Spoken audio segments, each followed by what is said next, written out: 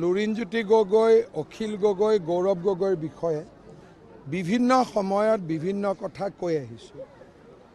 আমাৰ যি গগৈ আছে, তৰংগ গগৈ, চক্ৰ গগৈ, হিৰণ গগৈ, আমাৰ তিনি গগৈ হৈছে ৰাইজৰ মাজত থকা।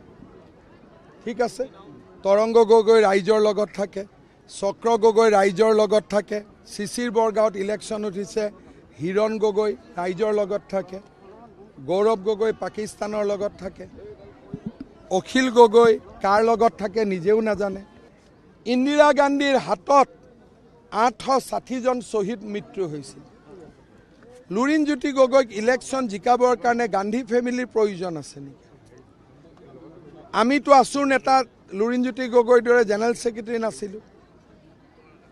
যিটো আছুৰ প্লেটফৰ্মত আন্দোলন কৰি 860 জন শ্বহীদ হ'ল, তাত আমি মাতা বেলেগ কথা, গৌৰৱ গগৈয়ে মাতা বেলেগ কথা।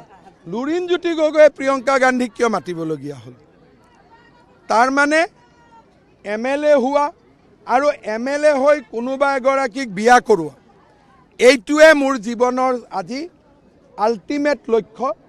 তাৰ বাদে মোৰ জাতি মাটি ভেটিৰ প্ৰতি কোনো মৰম নাই।